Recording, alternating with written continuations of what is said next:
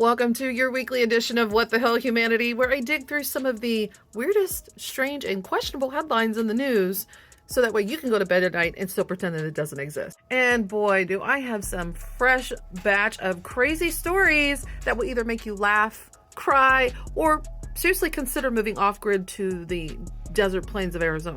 So without further ado, let's get into humanity's questionable life choices that are definitely not going to mock themselves. First up, we have the Vatican seafood loophole. Yes, capybaras, beavers, and muskrats. Oh my!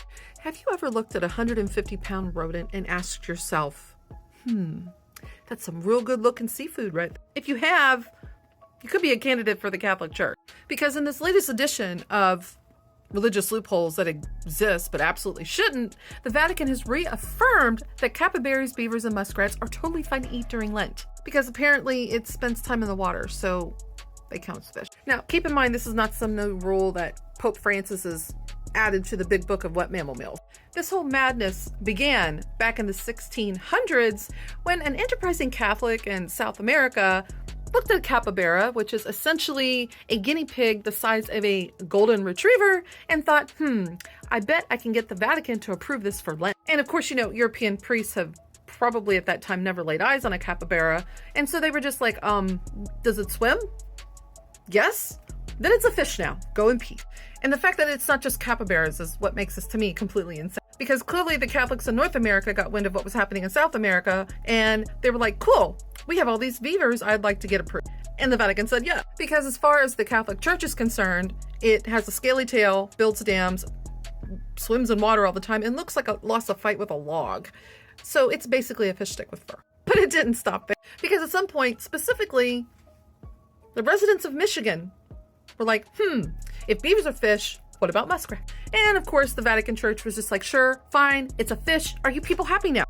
And with all of this progression, I can only assume that by 2026, the Catholic Church will probably approve otters, hippos, and possibly Michael Phelps. Because if the only criteria for seafood is it occasionally gets wet, then folks, penguins are fish, dolphins are fish. I mean, even my dogs could technically be a fish because I bathe them, right? They love to swim in creeks. So congratulations on the variety this Lenten season, Catholic. Instead of boring old salmon, you can just sit down to a fine plate of waterlogged rodent.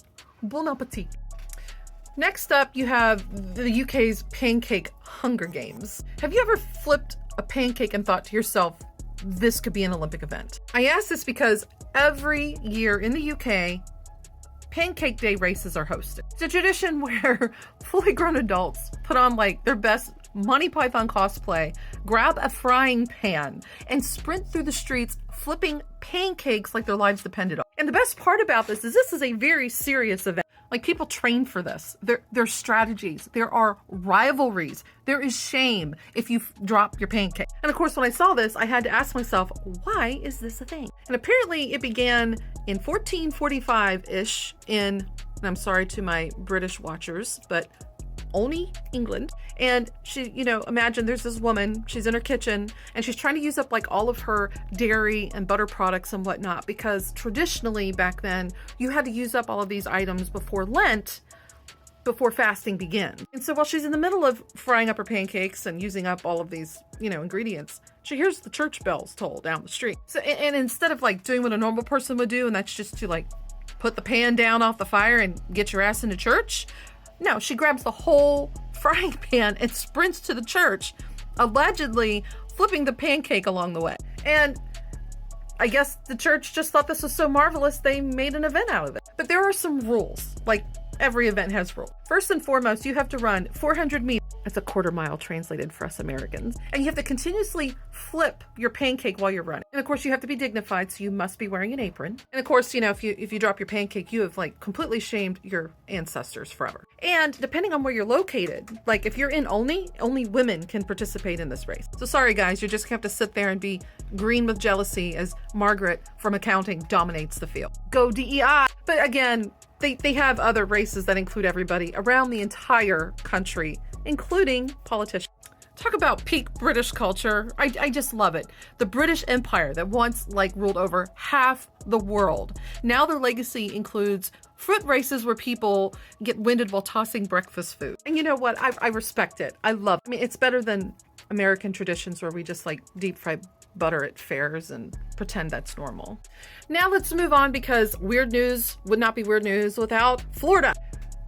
In case you didn't know, in Florida right now, it's that time of year again where Florida looks at the Olympics and says, cute, but what if I had more beer, more chaos, and at least one arrest? The second annual Florida Man Games have returned. Only this time, teams are forming across the state to compete to be the world's worst superheroes. Because nothing says heroic like, dodging cops and sustaining minor brain damage in a Publix parking lot. Guys, this isn't just like some ironic meme fest. This is an actual organized event. You have things like beer belly sumo wrestling, evading arrest obstacle courses, and weaponized pool noodle combat. What a way to finally turn your childhood trauma into a reality. But since last year was such a success, they've gone bigger. They've added the, I have to read this from my notes, Hurricane Party Prep Grocery Aisle Brawl.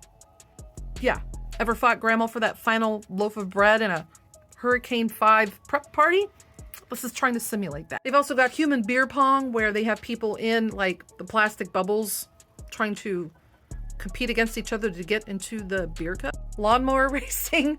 And guys, this isn't fake lawnmowers, it's real ones. Hope you get all your fingers and toes by the end. But it goes even more. They have live alligator interactions, a mechanical bull that is a alligator for you to ride, and then midget wrestling warriors. When I was reading through the article on this, there was a quote from a previous contestant by the name of Croy Bruns, and he summed up the entire spiritual essence of the Florida Man Games in a single sentence. A true Florida man doesn't prepare.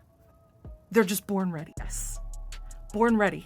Like a baby alligator bursting from an egg into a Walmart parking lot. I think Florida can be proud of this one, because I think this is a situation where if the X Games were wanting to get involved, they'd watch one event of it and just say, nah, we're good. But have fun, guys. Now let's pivot over to science, because when I've read about scientists accidentally creating a woolly mammoth mouse, Jurassic Park was just screaming in my brain. I feel like we need to have a really serious talk about that. Imagine, if you will, scientists sitting around a table at lunch and looking at their pre-packed ham salad meals and Diet Cokes and thinking to themselves, you know what humanity needs?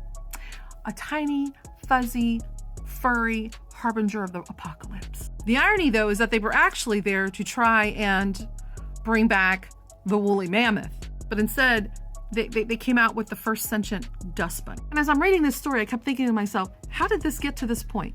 See, these scientists, they were working on a de-extinction project, which is kind of like a fancy way of saying playing God, but with fun and profit involved. And in this, their goal was, again, to bring back a baby woolly mammoth. But what they did was they took mammoth DNA and introduced it to mouse embryos, because I guess they're similar enough and they're trying to somehow splice into an elephant embryo. I don't. But anyway, what happened was that, well, insemination worked, and they accidentally created a furry little science experiment that absolutely nobody asked for or suspected would occur. Can you imagine being a scientist and looking under the microscope and going, well, damn, that's not a woolly mammoth. Now, you may be asking, like I was, why in the hell do they want to bring woolly mammoths back to begin with?